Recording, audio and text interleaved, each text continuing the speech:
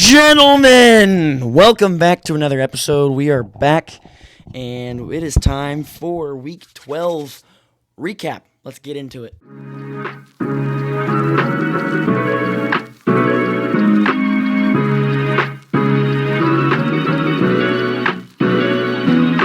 Week 12 was quite insane.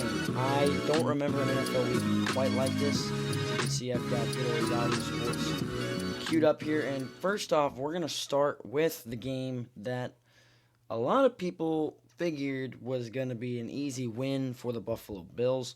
Ended up being a must-win game for the Houston Texans if they wanted to stay in this playoff race.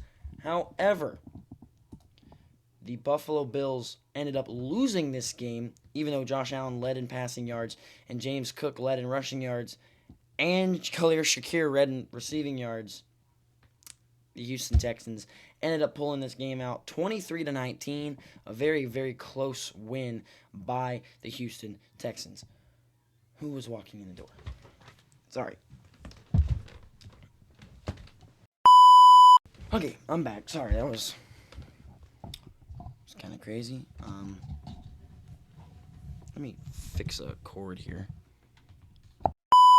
Okay, so to kick things off, Josh Allen having himself a pretty good game, other than his 2 interceptions, which was absolutely terrible. Davis Mills is actually looking like a pretty competent quarterback for the Houston Texans. He started the last 2 weeks now, and they've got 2 wins. So I guess Davis Mills sitting on the bench for a little bit ended up helping the Houston Texans. You had, I believe this is Woody Marks, 74 rushing yards. Led the room for the Texans. But the real story here is they had 2 receivers over 50 yards receiving. Nico Collins and Christian Kirk. Really good receivers. Fairbairn with 3 field goals. I'm not going to spend too much time on this game because, there's better games to attend to.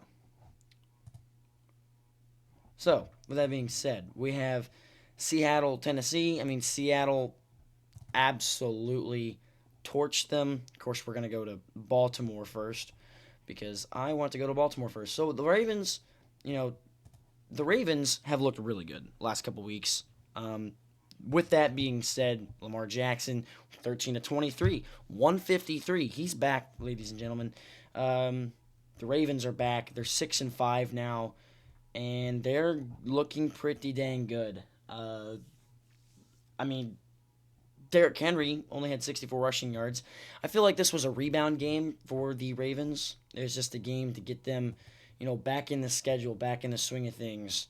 Really just a all-around decent game, and the Jets just suck. So, with that aside, now we can get to the Seattle-Tennessee game. Now, Seattle absolutely crushed Tennessee, or at least I thought they did. Tennessee ended up trying to come back here. They scored 14 points in the third quarter. I will say, Cam Ward looking a lot better. He's a lot more efficient with his passes. He went 28 of 42. 256, 1 tutty. Cam Ward also putting up 37 rushing yards, so like 40 rushing yards on the ground and a rushing touchdown. He's starting to look better. I will say, Tennessee Titans, you only have 1 win on the season so far, but at least your losses haven't been all terrible. Some of them have been really bad. But you got to look, Seattle Seahawks, I think, are probably the second best team in the NFL right now. Sam Darnold went 16-26, 250-2 with 1 sack. Kenneth Walker, 70 yards on the ground. JSN, 8 receptions, 170-2. That's just disgusting. You don't get any better than that. Rashid Shaheed and Carson White returning punts. It's just like it's an all-around good effort here. Now, I will say I'm going to get into this game right here because this game was important. Kansas City Chiefs, Indianapolis Colts at Kansas City. Chiefs, it's a must-win game scenario. I'm going to X this ad out here. Must-win scenario. You're down 20-9 entering the fourth quarter. You go and score 11 unanswered points. Daniel Jones, really good game. 19 of 31, 180-2. Pretty good. Not Tyrod Taylor. Sorry, I'm thinking of the Jets still. Jonathan Taylor, only 58 rushing yards.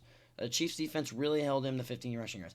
The fact that was crazy to me was that Daniel Jones actually got 16 yards rushing on us. That was kind of Embarrassing. No really standout wide receiver for the Colts other than Michael Pittman Jr. Really in this game. Um, the Colts looked like they could put this game away, and the Chiefs just weren't going anywhere. With that being said, Mahomes, 29 of 46. He didn't have a single passing touchdown, but he went for 350 and then one interception. He was also sacked 4 times, so keep that in mind. He was sacked 4 times. Kareem Hunt, 30 attempts and 104 yards. You're giving this 31-year-old running back 30 rushing attempts. That's kind of crazy. He had 1 rushing touchdown. He also had a fumble in the red zone. We'll get to that in a little bit. Clyde Edwards-Helaire came in and basically did nothing. Mahomes had 30 rushing yards on the ground as well. Rashard Smith only had 1 carry for 5 yards. I feel like we need to get him the ball a lot more than just one time in the backfield, if we can. Travis Kelce also had 1 rush that was called back. It was a rushing touchdown. Rashee Rice, though, 8 receptions, 141. I mean, what's the difference between him and JSN? JSN has more touchdowns. That's the difference. And he obviously wasn't suspended for driving recklessly on the freeway. Now, back to what I was saying about Kareem Hunt's fumble in the red zone. That basically almost cost them the game.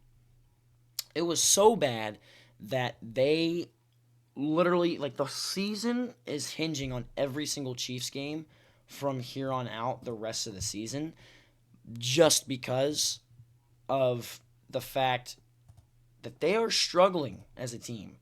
Like that's just what it is. They are struggling. They're 6-5. They've got to win out, not just to make the playoffs, but there is still a slight chance they can win a division. It's not a big one, but it's very slight.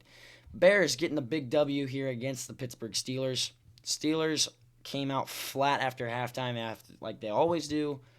Mason Rudolph, efficient football, I'd say. He did have an interception, and he was sacked twice. But Kenneth Gainwell, 9 yards a carry. That's pretty good average there for having 92 rushing yards on 10 carries. No really big receiver there for the Steelers. Chicago Bears, though. I mean, Caleb Williams. I mean, what else do you want this guy to do, man? He went 19 for 35, 240 and 3. Pretty efficient football, if you're gonna ask me.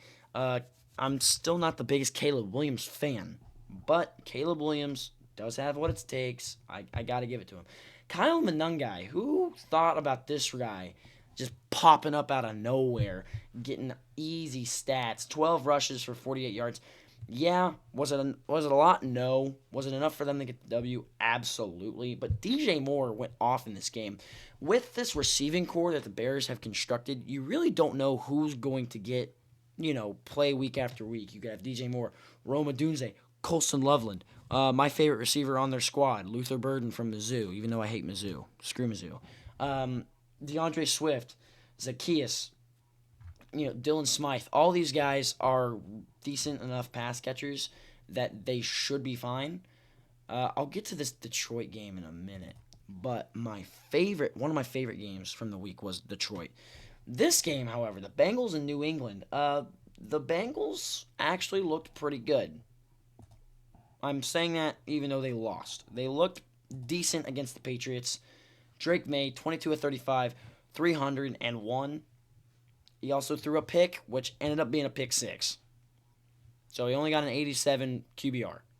Which QBR, if you don't know what that is, it's a quarterback rating. So, like, they base your stats into a category if you're a quarterback. And so, like, it depends on your completion percentage, your passing yards, and your passing touchdowns. I'm pretty sure the highest you can get is like a 138 or something like that. And that's happened a couple times. People have had perfect QBRs. Mahomes has done it several times. Trayvon Henderson, fantastic running back. I don't know why Ramondre Stevenson is still getting 6 carries. That's my biggest problem. Ramondre Stevenson is still getting 6 carries, and he got 5 yards. And his longest run was 3 yards. Why is this man still getting 3 carries? Give Trayvon Henderson those extra 3 carries, he probably has over 100 yards. Guarantee it. I mean, Trayvon Henderson is probably, I dare to say, top 5 back in the AFC. Top 5 back in the AFC. Hunter Henry, absolute freak. 7 of 115 for 1 touchdown on 10 targets. That's pretty crazy. He gained 5 first downs in this game. Other than that, the Bengals, the Bengals are just kind of doing whatever they want. Joe Flacco and Jake Browning played in this game, even though Jake Browning only played for a little bit. Joe Flacco went 19 of 37, 183, 1-1. Chase Brown, 19 carries, 107 yards. His longest rush was 21 yards. Chase Brown, also looking like an efficient player. The fact that T. Higgins wasn't the leading receiver is kind of concerning. You have to remember, Jamar Chase was suspended this week, so whoever this guy is, I don't remember, I can't say his name. It's like Andrew something or another. 4 catches for 61 yards. That's great. He had 7 targets, though, so my goodness, child. Get it together. All right, I want to get to this game. We're going to go over to the Green Bay, Minnesota game because Green Bay looked pretty dominant. I'm not going to lie. Let's start with J.J. McCarthy. Just not good. J.J. McCarthy was just not efficient with the football. He kept on making bad reads, threw 2 interceptions. He only completed 12 passes. He only attempted 19 passes. I don't remember a quarterback who attempts less than 20 passes in a game, and the running back doesn't have more than 8 rushing attempts. That just shows you how much Green Bay actually dominated this game. They were favored by 6.5, but I'm pretty sure Green Bay dominated the time of possession in this game. And we can look at Green Bay's stats. Malik Willis even came into the game. Jordan Love, 14 of 21, 140. Didn't throw a touchdown or anything. It was really this running back, Eli Wilson, I believe, Emmanuel Wilson. Okay, so he went yard. Like 28 attempts, 107 and 2. Pretty efficient football if you're like me. If you're like me, running the football is really good to get you started, and then I do love me a good passing game. All right, I can't delay it any longer. Let's go to this Detroit-New York Giants matchup. Detroit, you're walking into this game going, all right, the Giants, they don't have Malik Neighbors. They don't have Jackson Dart. They don't have Cam Scattervoo. They're starting Jameis Winston. I could have told you that Jameis Winston was going to show up and show out because he does every single week. It don't matter how many interceptions this guy throws. 18 of 36. That is bare minimum a 50% completion percentage. That is not great. But 366 is insane. 2 passing touchdowns and interception. Okay, right. He ran for 13 yards, and he also caught the ball 1 time for 23 yards, and he had a touchdown. It's actually 33 yards. One touchdown. 1 target. This was the nastiest play I think I've ever seen. Let me just pull it up right now because I want to show you it so bad. Look at this. My quality is terrible, but he just catches it and then just stiff arms Barnes and waltzes his way into the end zone. Tell me a better quarterback who could do that in the NFL right there. Maybe Josh Allen. Josh Allen has had his fair share of massive plays. But Jameis Winston's just a dog, dude. Jameis Winston, I feel like the Giants should have won this game. Especially because Wan'Dale Robinson, of all people, went 9 catches for 160 and 1. That's crazy. The fact that he was targeted 14 times and caught the ball 9 times. But Jameis Winston looking good. Younghoe Koo, finally they brought him off the practice squad. 2 for 2. Great play by Younghoe Koo. Jared Goff, 28 for 42, 280 and 2, and a pick. Jahmyr Gibbs, though, was the big part of this game. This is the other exciting part about this game. Jahmyr Gibbs, not only did he put up 15 attempts, 220, and 2 rushing touchdowns. His longest play was 69 yards. I believe that was in the overtime. First play of overtime. He ran in a touchdown. But he also caught the ball 11 times. Who throws the ball to their receiver 11 times in a game? Last time I saw that, we're looking at Jamal Charles. I do think that Jahmyr Gibbs has a lot of similarities with Jamal Charles, But 45 receiving yards and a receiving touchdown on that, too, is kind of crazy. But he was targeted 12 times, so he only had one incompletion or one drop. Jake Bates looking really good for the Lions. Looking really good for the Lions. All right, let's see. What's next? Cleveland, Las Vegas. This game was great because Shedeur Sanders got his first start, and that was pretty crucial. Shedeur, let's see here. 11 for 20, 50% completion percentage, 209 and 1. And 1, obviously. Quinshon Judkins looking pretty good, too. 47 yards on the ground. Not really that great, especially with 16 carries, but 2 rushing touchdowns. All right, you got my respect. Shedeur Sanders, though, for a 5th-round draft pick, absolutely fantastic game. Played amazing.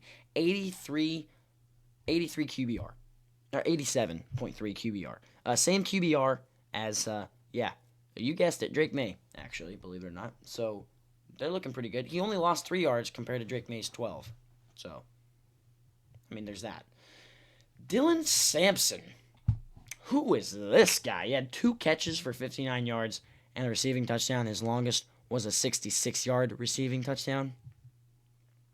There was a big play that Shedeur Sanders made when he was rolling out to his right, and he chucked a deep bomb, and I believe it was to Isaiah Bond. That's who it was. Isaiah Bond. It was a 52-yard deep bomb to Isaiah Bond, and he caught it and kind of stumbled a little bit and fell down at like the 2-yard line. That was crazy. Shedeur looking pretty good for the Browns. Not too high on him yet, but, I mean, you got Geno Smith over here going 30 for 44, 285 and 1. Not bad. Actually, one of his best games of the season, believe it or not. Ashton Jeanty only getting 50 rushing yards, but the Raiders' offensive line is so abysmal. Tyler Lockett leading and receiving, 4 catches for 62. I'm a big Tyler Lockett fan. Obviously, I'm a K-State fan. And Tyler Lockett graduated from K-State. I know he can be efficient with the football, and he clearly was. 5 targets, 4 catches. It's like 90% right there. Ashton Jeanty, although, did catch 8 passes for 58 yards. So Ashton Jeanty actually had 108 yards from scrimmage. Pretty dang good, if you ask me. Other than the Raiders just suck, and that's how the Browns win this game, because the Raiders are just abysmal. Next, we got the Jacksonville Jaguars, Arizona Cardinals. This game was nuts. This was the other game. We had 3 games this week going overtime, which was kind of crazy. Trevor Lawrence. I don't know if this is Trevor Lawrence or if this is Jameis Winston. He went 18 of 30 for 256 and 3-3. 3 touchdowns, 3 interceptions, almost 300 yards passing. Just barely over a 50% completion percentage. Just barely over by like 3 catches. Travis Etienne looked pretty good on the ground. Trevor Lawrence, I mean, he also put up 29 yards on the ground too. But what about, I think it's Brian Strange. Yeah, Brenton Strange. Okay, the tight end. I mean, he caught 5 catches for 93 yards. I'd say that's pretty good for the Jaguars. Cam Little, looking good as well.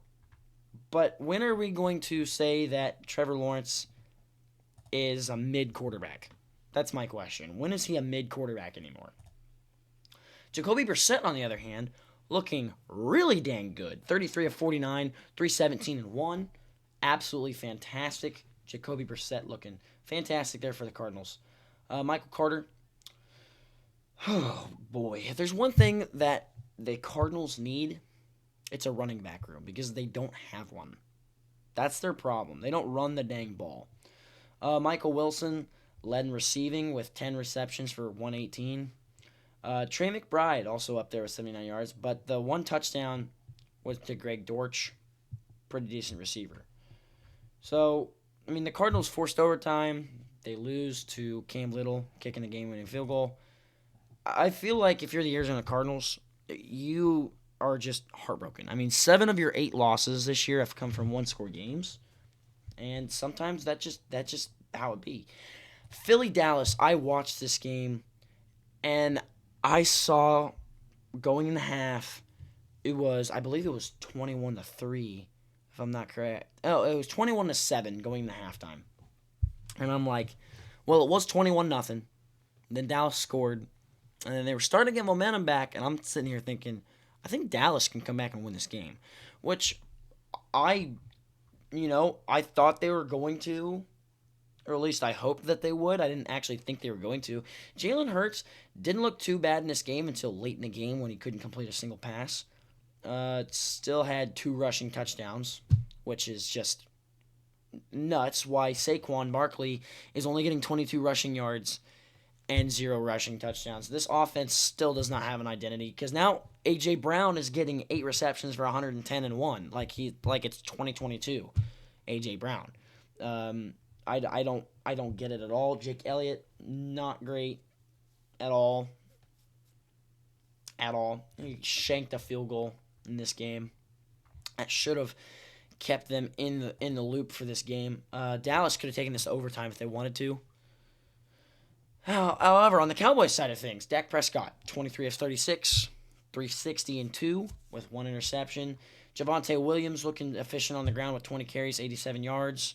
Not bad at all. Dak Prescott also had a rushing touchdown.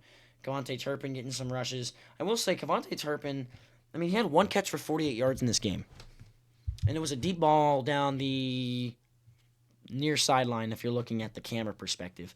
It was a pretty good ball by Dak Prescott. Kevontae Turpin is one of the most underused skill guys in the NFL, in my opinion. I feel like he needs to get the ball more. But when you have George Pickens over here, who's getting targeted 9 times and catches the ball 9 dang times, and then goes for 150 and 1. Like I said, I'll say this again. This is my hot take. I don't think it's much of a hot take. George Pickens is a better receiver than CeeDee Lamb. He just is. I know he is because CeeDee Lamb is over here getting targeted 11 times and catches the ball 4 times, compared to George Pickens getting targeted 9 times and catching all 9 footballs. That's impressive in my opinion. That's just downright impressive. Granted, Kevontae Turpin did lose a fumble, but CeeDee Lamb, there was a couple of them that were just targeted towards you, but you got to catch the ball. CeeDee Lamb, I believe, leads the league in drops. Somebody can fact check me if there's actually more than 2 of you watching, because I don't really care. I'm not going to spend much time on this game. Atlanta Falcons, they started Kirk Cousins, who was decent, 202 with 1. He did rush for 5 yards, which was kind of weird. His longest rush was 6. He obviously lost some yards because he lost 18 yards. Saints, yeah, they suck. They suck bad. There's not much to really talk about in this game other than Darnell Mooney's still a competent receiver. Bijan Robinson isn't getting the carries that he should be. He should be getting 30 carries a game and putting up 200 rushing yards. When he has 70 rushing yards on 14 carries, your offense has a problem because he needs to be getting the ball more than that. Saints, Tyler Shook, not terrible. He's not doing bad. This team is just dog water. This team is just not good. So, if you're the Saints, I'm sorry. I truly am. Tampa Bay, Los Angeles Rams. I watched this game as well. Oh, boy. The Rams are dominant. I think the Rams are the best team in the NFL right now. No questions asked. Teddy B had to come in the game for a little bit because Baker Mayfield had to leave with an injury. Just not great. Not great at all. Sean Tucker, okay on the ground. Rashad White, they're splitting time. They're not bad on the ground. Emeka Egbuka, still a great receiver, other than he was targeted 8 times and only caught the ball 3 times. We'll say, holy cow, this Rams team is just, they're good. They're really good. Matt Stafford over here, 25 of 35, 280 and 3.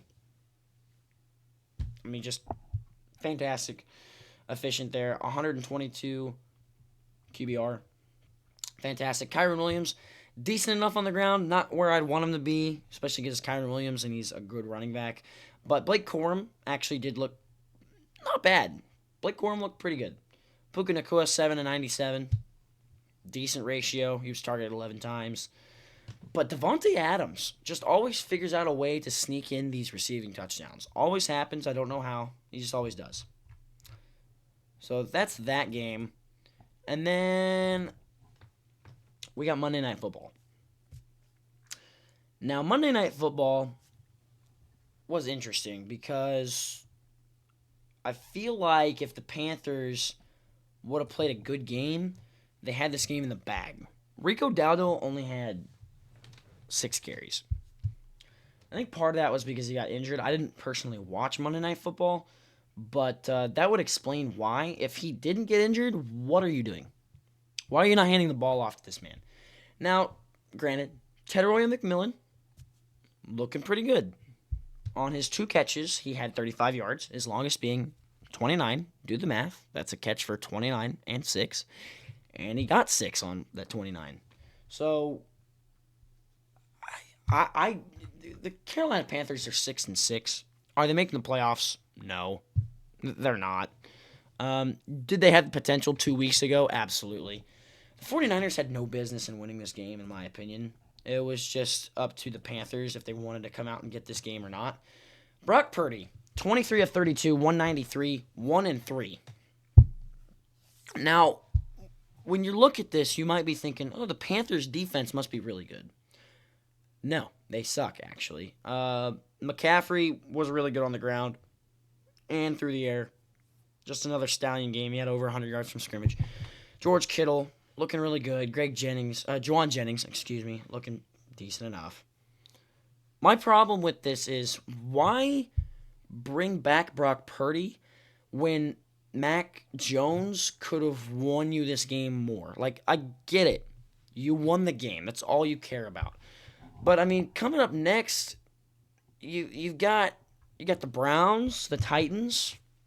Sure, you could win those games with your eyes closed. But then you got Philly, Chicago, and Seattle. With Brock Purdy at quarterback, I see you losing all 3 of those games. I don't see you winning any of those games in week 16, 17, or 18. You're losing all 3 of them. All 3 of them. You're going to end the season with an 0-3 record in the last 3 weeks of the season unless you start Mac Jones. Because those picks were hideous, Brock Purdy. Who knows? Maybe it's just him shaking the rust off. That could be so. With that being said, I'm going to go ahead and we are going to pick some games for next week. As far as news goes, Isaiah Pacheco is going to be back this week for Thanksgiving. Happy Thanksgiving, everybody. Other than that, I don't really have much news to go on other than the three games for Thanksgiving Day. So we have the normal slots. We got the Lions, we got the Cowboys, and we got a new game, Ravens-Bengals, which it's a must-win for the Ravens. I don't think the Bengals can make the playoffs, and if they can, it's got to be a miracle. Let's just start this one game at a time here. Green Bay Packers, Detroit Lions. So the Packers got the win the first time at Green Bay. This is at Detroit. They're indoors on Thanksgiving. Give me the Lions. I know that the Packers are good. They basically have the same record. Give me the Detroit Lions on Thanksgiving. It's indoors, and Jahmyr Gibbs is going to smear that Packers defense unless that Packers defense gets more than 3 sacks. 3 sacks or more from that Packers defense, and you got a Packers W. I'm going to be completely biased here. Kansas City needs to win this game. They really do. I picked them to win this game because they have to beat the Dallas Cowboys. I mean, they have no other choice. Dallas also needs to win this game, but they're 5-1, and that Cowboys defense is terrible. And every time we've played a bad defense this year, we have balled out and looked pretty dang good. Every time. Every time we've played a good defense, we kind of struggle. Kind of as in we really struggle as an offense. So Kansas City, I'm picking you. You got to go get the dub in Arlington, Texas. And hopefully get not Arlington, but Arlington, you know what I'm talking about. It's Dallas, Texas, obviously. But Cincinnati Bengals, Baltimore Ravens. Honestly, Jamar Chase is going to be back for this game. This matchup always scores 90-plus combined points. Just always does. It's either 90-plus combined points or it's like 5 total points. Like, there's really no in between there. You know what? This is kind of a toss-up. I want to say the Ravens. I think Joe Burrow is going to be back. Give me the Bengals. I think the Bengals beat the Ravens. Call me crazy in the comments. Chicago at Philly. This is going to be another great game. A lot of people are picking the Eagles. I'm picking the Bears. I'm picking a lot of upsets this week. You can see that because the Bears, I feel like, have more of an identity on offense. And right now, I trust Caleb Williams more than I do Jalen Hurts. Give me the Chicago Bears. Next, we got 49ers versus the Cleveland Browns. Shedeur Sanders is going to be starting again against this 49ers defense. Yes. And then the 49ers are going to be playing this Cleveland Browns defense. You know, they say it's going to be like a really easy walk-through game, and I already talked about how they could probably beat the Cleveland Browns. I truly think that if Shedeur puts on a clinic, they win this game, just because the 49ers are pretty banged up. But give me the 49ers. I don't think the Browns defense can stop Christian McCaffrey. That is the sole reason. Who's going to win this matchup, Jacksonville or Tennessee? Come on now. It's going to be the Jacksonville Jaguars, without a question. Unless Trevor Lawrence pulls that stupid Jameis Winston crap, because you're not Jameis Winston, buddy. Sorry to tell you that. Next, we got Houston Texans, Indianapolis Colts. It's a must-win game for the Houston Texans. And Indianapolis Colts, they kind of slowed down last week. The Colts, I think, can win this game. Give me the Houston Texans. I'm taking the hot hand. The Houston Texans are on a 2-game win streak under Davis Mills, of all people, and I think the Texans somehow get this W. Who knows? I could be completely off my rocker right now. Give me the Miami Dolphins. The Saints suck. That's my take on this game. Saints suck. The Miami Dolphins are back. Take it as you will. Atlanta Falcons versus the Jets. We got another toilet bowl matchup, Damon. We got another toilet bowl matchup here. You know what? I'm just going to take the Atlanta Falcons because if you don't hand that ball off to Bijan Robinson, you deserve to lose anyways. So, hand it off to him 20-plus times. You're going to win this game against the Jets because their run defense is awful. God-awful. Cardinals, Bucks. Give me the Bucks. The Bucks started off the season really, really hot. Now they're 6-5. They're 6-5. Still give me the Bucks, though. Emeka Ibuka. Even though I don't know what their quarterback situation is looking like right now, give me the Bucks.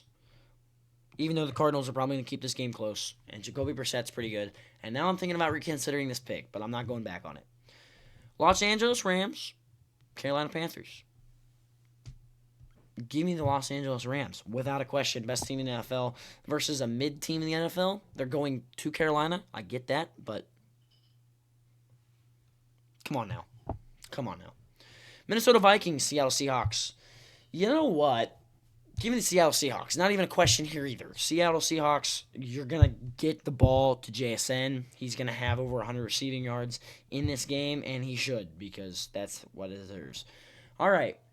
We are now into the 3:25 time slot. Buffalo Bills, Pittsburgh Steelers.